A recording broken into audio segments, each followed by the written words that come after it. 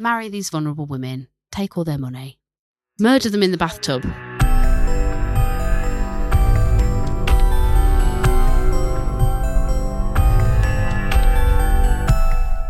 Welcome to Hot Girl Stomps. Sorry. We nailed it. We did. We nailed it again. We're already half warmed up.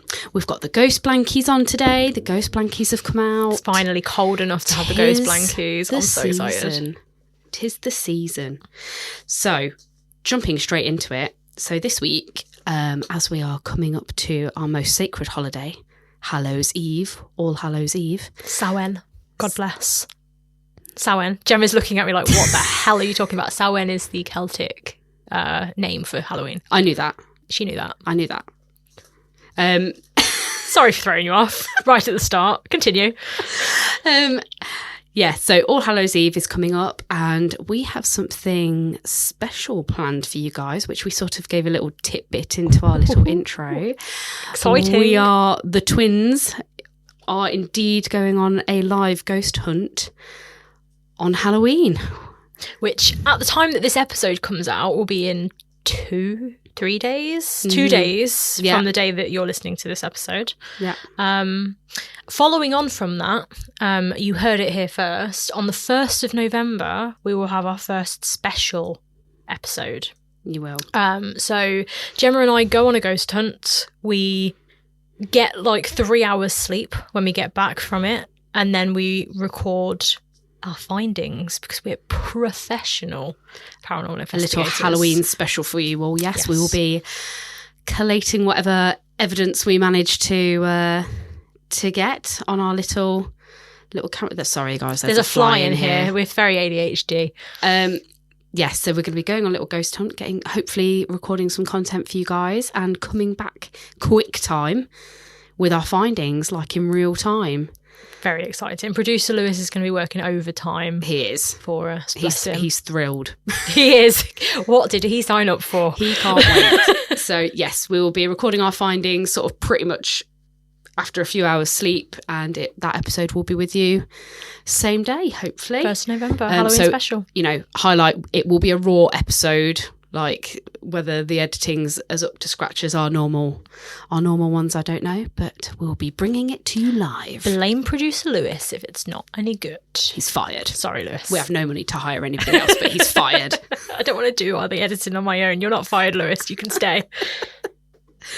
So, just to give a little bit of... thought would like to give you all a little bit of context as to where we're heading on our little ghost evening. I'm going to paint you a picture. Kind of set the scene. Grab your cups of tea, guys. Grab your cups of teas. Cheri's got her black tea. Take it away, Ernie. Mine's milk with... Who's Ernie? You're coming out with... Did you say Ernie? Yeah, take it away, Ernie. It's from Harry Potter. Sorry. You guys. This is unhinged already. I'm sorry. No, this is us start as we mean to go on. This is what this podcast is going to be for the rest of our lives with all of our 5 listeners. We've gone up a listener since the trailer came out. Yeah. With all of our 5 listeners, this is what you've got to be aware that you're going to get every episode. It's just me distracting Gemma in some way with something stupid that I say, and she just looks at me, and then we laugh, and then we carry on. Such is life. Such is life. Please continue, Gemma. Okay. So, it is Halloween night. Cheri and I will be going to, cue the creepy music, producer Lewis, we'll be going to the Museum of Justice, formerly known as the Galleries of Justice in Nottinghamshire, UK. For any listeners who might not be listening in from the UK, Nottingham is sort of central UK, right slap bang in the middle. Robin Hood land, if you've ever heard the tale. Quite a hub of activity, the Midlands, isn't it? Because we're in the middle. Yeah, I think so much happened in the Midlands because... Well, if you don't know your history... I think we're like an unsung hero of like haunted stuff. I think we are, but I think the reason for that is everyone from the north, all the armies from the north and the armies from the south kind of converged in the middle. So a lot of the really famous battles in the UK happened in the Midlands. And I just feel like central hub, and it was Wessex, wasn't it called Wessex back in the Viking days? I feel like the Midlands was kind of the area that the Vikings kind of like set up shop. So we've got a lot of history in the Midlands. Big up the Midlands. Big up the Midlands. And we're going to be going to quite a few places down the line. So yes, re-put in creepy music, Lewis. Feel like we were too jovial after that. Yes. Cue creepy music. So the Museum of Justice is one of the most haunted buildings in the UK. About 576 years old. First recorded use of a jail in 1449. So literally like Norman times. So we are going way back. Way back. Way back. It housed the young, the evil, and the old. It was first recorded as a sheriff's office, so primarily being used for the sheriff going around getting all the taxes off people. Quite literally the Sheriff of Nottingham. Literally. Love that. Literally Sheriff of Nottingham, Robin Hood vibes. It would then go on to be a jail and then housing place of public executions. There is a scaffold literally erected on the stone steps of the doorway in front of the building, so it's quite an imposing for sight. the gallows. That literally meets you sort of out the front. Great. We loved to hang in back in the day, didn't we? What a macabre bunch we are. Do you know, we sort of do say about our generation how like we're disgusting with what we watch online and stuff. Like humans have been doing this. Oh since yeah. This is not a new thing. I mean, like the things I've seen on the internet, especially growing up with the 2000s internet, which was like not very, censored, I guess. But yeah, you're right. We've a ghastly past as a species, and I think England, medieval England, we really, really gave it a run for the money. Yeah. It was good. Scary, gory times. Yes. But yeah, so we will literally be turning up those stone steps with that pole right there where people would stand and have their last moments, probably in front of a crowd that were jeering or booing or what have you. Well, I'm excited to see it. My first impression of the Galleries of Justice when we arrive is going to be, lots of people died here. Yeah. Delightful. Yeah. Lots of people had their last moments. Obviously, being so old, it's had many rebuildings and reshufflings over the years. So lots of older segments with more modern segments. Goes without saying that the largest number of underground caves, with over 800 caves and tunnels, go right underneath. Couldn't find any evidence of them actually being connected, but still like the energy underneath that building, in the foundations of that building, all those underground tunnels going underneath. From what I know of Nottingham, so many moons ago I did a ghost hunt, or a paranormal investigation I suppose you would call it, at the Ye Old Jerusalem, which is the oldest pub, supposedly the oldest pub in the country, but every pub says that information, and that's got the tunnels that all connect up to the castle and everything. I feel like all of Nottingham is just connected with this massive tunnel system, which is utterly terrifying. I think I don't know how I'd feel about that, being down there. No. So like I say, even just the core of the building underneath is just like brimming with history and goings on and creepy all vibes. Sorts of creepy things. Yeah, exactly. One of the most notable sort of notings with all this reshuffling and rebuilding was a fire in 1876, and there's absolutely no rhyme or reason it happened. There was never a recorded incident as to why that happened, if there was any deaths or any injuries. And I would have thought, being a jail at that time, there probably would have been. You would say, and you would think that they would have records, like really in detail records about something like that. What are they hiding, Gemma? I don't know. Absolutely nothing in regards to that. So yeah, the creeping vibes will be coming from the floor to the ceiling, and going round just feeling the atmosphere. Could it have anything to do with the spirits inside, even the nature of the people that were there? I was just sort of trying to look up notable people that had been tried there and executed there and spent time there. One example was Thomas Gray, who murdered his wife, Anne Mellor. No, sorry, she wasn't his wife, and that was the whole point. He wanted her to be his wife. One of those so stories. Anne was married, lived in a little shop with her mum, just a young girl, and this twisted guy was trying to coax her and flirt with her. She was having none of it. Good for you, girl. So Anne goes down to open the shop at 6:30 in the morning, and unbeknownst to her, he literally just goes in there, little altercation, and slits her throat. Her mother, wonderful. Her mother comes downstairs and finds her in a pool of her own blood. So people like that resided there and was tried there. Great. And funnily enough, guess what date his trial was? Halloween. 31st of October. Oh, Gemma! 1877. Oh my God. I'm calling out for him. Make a note of that name. Whether he'll be knocking about somewhere. I'll find him. I've purposefully...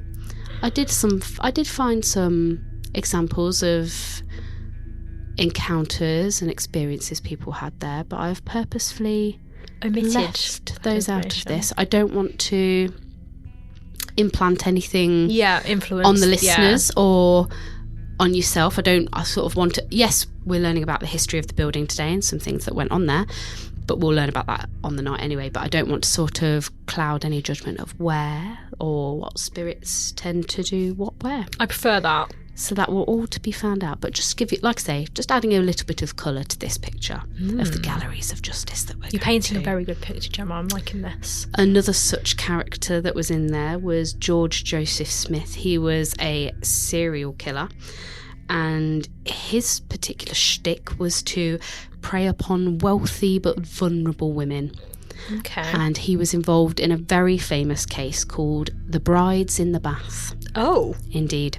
I can figure where this is going. Yeah, please continue. You can see where you see the bath I'm laying down here, brick by brick.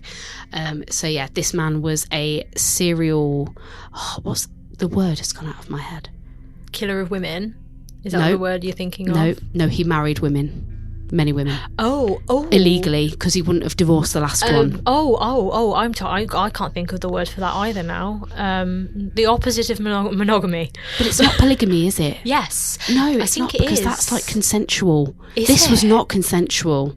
Oh, so he basically he would marry women and then he would have 5 wives, but none of them knew about the others, exactly. And they all thought they were legitimately married. Yeah, 100%. Wow. So he would just have serial, and in those days, he must have been a catch to get 5 women after. Well, like I say, he particularly preyed on vulnerable women. Oh, so that makes sense. Recently widowed women. But women with connections. So maybe a bit of power. I hate to say it, but maybe the daughters of rich people who weren't very pretty or weren't considered.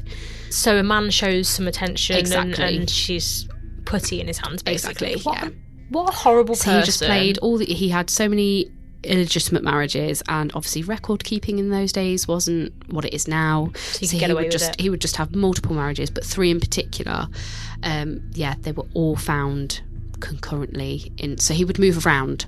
So it wouldn't. It took a while for the dots to connect. And stuff, So he would move around Smart. and do this.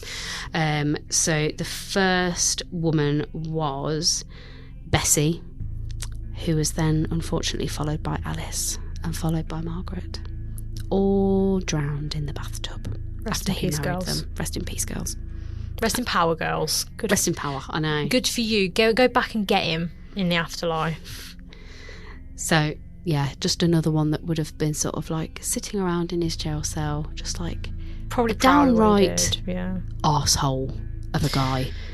Yeah. Marry these vulnerable women, take all their money. I can't wait to go into this place with all these horrible men spirits that are probably all these horrible men lingering around, maybe with their mad illegitimate wives chasing around after them. Good. Who knows? They deserve it. And the last one, I just thought I'd bring a female into the mix as well, because women were also imprisoned. Women were young kids, when you used to be put in jail for ridiculous things steal a loaf of bread. Yeah. So 12 years old. Kids in there. Yeah. Kids that had come from workhouses, really poor conditions, the downtrodden, the downright insane. Yeah. Or just downright evil. And probably a lot of innocent people as well, I would imagine. A lot of innocent people. I'm sure, 100%. So yeah, the last lady that I sort of wanted to mention, Mary Ann Parsons, who was a 25-year-old who birthed an illegitimate child in a workhouse and starved the baby and eventually suffocated. Well, I say eventually, it was 3 days old. suffocated the baby. Oh. So she was trialled and obviously found guilty and executed for the murder of a newborn as well. Damn. But such were the days. Yeah. Did she think she had no other choice? Yeah. Did she think that was the best thing to do? It's going to be I think it's going to be an interesting vibe going into this place, knowing information like that. Like, I don't know about you, I think you and I are very sensitive people, sensitive to spirit, not mediums. Neither of us, I think, have got mediumship abilities by any means, but I certainly feel very strong vibes from places when I go in to do ghost hunts, and I feel...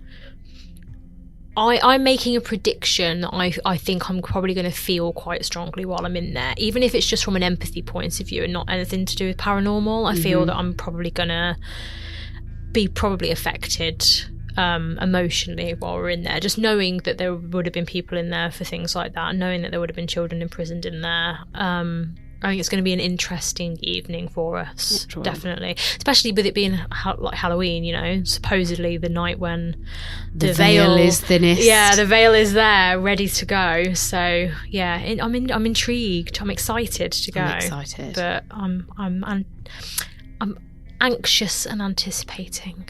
I think there'll be, in terms of, because obviously it is a museum now primarily, so when I was doing my research, there's like 40,000 odd artifacts littered around the room. Wow. From like various time periods, including like a black box that has all the original hangman equipment in there, so like rope that has been on people's necks, they still have in a box. So if you believe in like stone tape theory and stuff like that, where the energy of a highly charged moment can be imprinted onto an object, obviously the stone tape theory is more around the actual like structure of the building, but I think that can extend, like, if the stone tape theory is real, why can that not extend to objects?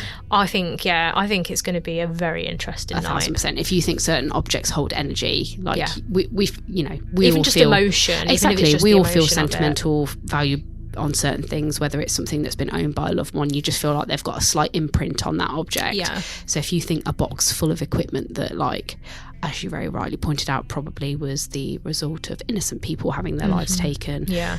Desperate women who, yes, they may have committed a crime, but felt like they had no other choice. Frightened people. Children. Angry people. Old, senile people. Like, the amount of flesh that rope has touched. Yeah. And whether it's left any kind of imprint on there. And we'll just be able to, like, look at it. And all sorts of other, like, torture things, I think, that they still have in there. Like, barbaric stuff they used to use. The Pear of Anguish, or whatever it's called. For those of you that are chronically online, like we For are, the brazen ball. That is a niche. That is a very niche meme. Yeah, God bless her. If any of you got that, please comment on the Instagram or the Facebook group. Please let us know if anybody else watches that. I'm not even going to drop the content creator's name. Clemency, death row. If you know, you know. I love her so much. I do feel that we are going to have fun, I think, on this investigation. So you and I have been on a few paranormal investigations with each other. Each of them have gone very differently, I feel. I think not the last one that we went on, because that was Leicester. The one before that, when we were at Guy's Cliff, you had obviously a bit of a moment in there, whereas the one when we went to Leicester wasn't necessarily as highly charged. I feel like we have very different experiences when we go investigating, depending on where we are. But for this one, I think, as much as we're going to be very respectful, we will be taking a respectful approach, and I'm totally down to, you know, do this the way that we're supposed to do this and take it seriously and whatever. I think, knowing that there's going to be all of these artifacts in there, we're going to have a giggle, which I think we're perfectly right to do so, but I also think there's going to be emotion involved. 100%. 100%. So when you say this is a museum, is it the whole of it has been converted into a museum, or, because you said there's like 40,000 artifacts, is it like there's a specific museum area that you go into, and then, like, I'm assuming the rest of it you just wander around? So from what I could see, the actual courtroom is still in use. Oh, okay. To a certain extent. I think, like, you can go, kids, like, studying law, can go and have, like, taster workshops and put on, like, fake trials. Mock trials and stuff. Yeah. So it's very much used as an education tool still. Okay. But yes, there will be dedicated. So I think the actual like prison cells and just any of the older parts. There are more modern cells to be more of like a but museum. areas but, they have preserved to what sort you of mean. keep as is, which they'll obviously just display things in, and is purely for historical preservement and education and things like that. So I'm very interested. So I'm very interested. I know obviously you don't want to give too much away. I know very, very, very bare minimum about the history of this building. I know from back in the day, Most Haunted went there years and years and years and years ago. I don't remember that episode. I remember one thing from the episode, and that is it. Just one part of it. And should we rewatch it? I think we should rewatch it, but I think we should rewatch it afterwards, because otherwise we're going to potentially mess with ourselves, which is exactly what we want to avoid. But the one thing I remember from that episode is that there's an oubliette in there, and if you don't know what an oubliette is, it was basically, it comes from a French word, obviously. How does that word not come from French? Obviously. It's basically I think there's two versions of it. I think there's like a stand-up straight version and maybe like a lie-down version, but I believe this one is basically, it's just enough space for a person to fit in it, so it's almost like an enclosed like coffin, but built into the ground, like in the very, very lowest section of the jails and the dungeon, as far as you can go, and it is literally just made to be pitch black, horrible, dank, disgusting. Makes you stand up so you can't move in there, you can't adjust yourself, you can't be comfortable. And I know that they would put children in there as well, that it wasn't just for adults. So if you can get access to that still, I'd be very interested to see that, just because I've never seen an oubliette before in person, and I know that they exist around the UK. The other piece of information that I have for this is a mutual friend of mine and Gemma's, Sam. She's investigated there as part of one of her... She's actually got a paranormal investigation team. She's been there, and she had an experience in the courtroom. And this is the only thing that I know of this. I told her not to tell me too much about it, but she said the courtroom... I think she said the smaller courtroom, but I'll have to double check that with her before we go. She was sat in one of the pews, I believe, and someone was sat up on the judge's chair, and there were some people up in the where you can go to watch the trial, like I don't know, a balcony, I think there's a word for it. And she felt that there was someone standing next to her, expressed this, so somebody took a photograph and there was like a black shadow standing next to her. She felt that it was there. She said she could like almost see that it was there. So I'll be very interested to experience something in there. Obviously I don't want that to set off my mind, you know, to set off my paranoia and suggest anything to me, but I like taking suggestions from people who've had experience in locations, because I want to see if I can replicate that. I want to see if I can debunk that or explain it. But like, if I know somebody personally had an experience there, I know that's an active location where a haunting or an experience could happen. I want to go. I want to see it. I think sort of tying back to what you said earlier, I think any kind of, and I'm sure we'll touch on this in further episodes, like if you guys, I'm sure there's listeners out there that work in places such as these, but I just think buildings like prisons, hospitals, anywhere where like the spectrum of life happens, like the darkest... People are born, people pass away. Exactly, yeah. The darkest of dark places where like trauma must go somewhere. The energy of trauma. Like the walls must, like, if those walls could talk... Oh yeah, for sure. The whispers they could give you. I just think... Like you say, even... there's a quote, if walls could talk, the whispers they would give you. Well done, Gemma. You're welcome. That's the tidbit for the opening of the episode. I places, because like you say, we've been on a fair few ghost hunts, and I think unfortunately this is what I will always have a slight preference for, like indoor investigations. I know some outdoor spaces are like littered with history and energy and all of that, but I think just when, like I say, I just think there's something about a structure itself clinging on to... It's controlled, because having done paranormal investigations for the last 15 years, I've done every kind of investigation location that you could think of. The outdoor ones, you've always got that issue of, was that something or was that a member of the public? Anytime there is anywhere where it's not a locked down, enclosed area, where no animal or human other than you could possibly be in that location. Like, there's always going to be room for doubt. So I feel that indoor locations give you that little bit of security in your mind that you know what you're experiencing. You've already managed to say, well, I know it's not a member of the public that's inside with me. So I think it heightens that experience and allows you to lock in on that a little bit more. Whereas, like, I've done investigations, like, even on private land, we've still had issues with, like, doggers showing up. That's actually something that we had to deal with on one of our investigations once, was we had to go down and speak to this people in a car and say, you're actually on private land, we've got it rented, and, like, you need to leave, basically. Yeah. So as much as you think, oh, maybe, you know, this is a safe location to investigate, that you just have no control over outdoor locations whatsoever, because anyone could be there and, you know, taint the investigation. Inside, you know, you've got that level of control. And yeah, and then on the flip side to that, I don't know about being inside where the walls, like the claustrophobia of it, like can make you feel cozier, or, like, I don't know. It's very odd. Like, the feeling that you get on an investigation is a very odd one, I think. We should definitely do like a deep dive into some. And like I say, any listener experiences, if you work in a hospital at night, if you work or in jail, if you work in a funeral home, oh my god, please let us come. Yeah. I don't know if I'd go that far, but no, but how it would be interesting. I would be interested. Would it be as boring? Because I think we've had this discussion before. I think graveyards are probably actually a really boring place to investigate, because who on earth is just haunting their own stone? Who knows? Surrounded by people they don't know. There could be reasons. If I wake up on the other side and you're in a graveyard, trapped in a cemetery, I'm going to be fuming. Oh no, because think of the fun you could have.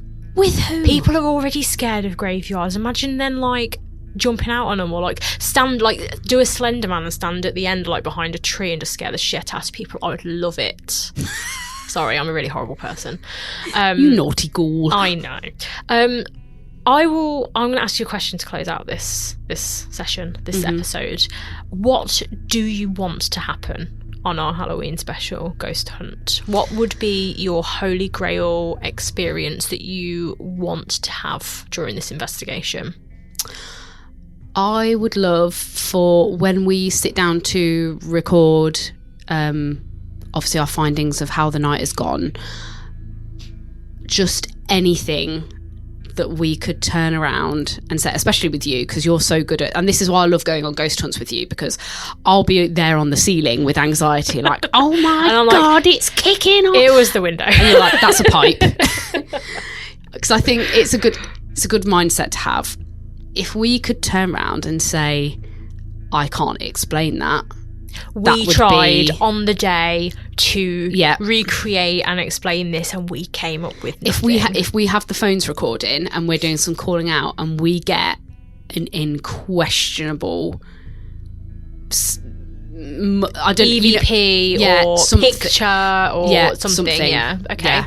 Interesting. What about you? For me, I always say this, and then I would absolutely shit myself if a full body apparition if pops I saw out, a full body I would apparition. Obviously, any ghost hunter wants to see a ghost appear to them in front of them.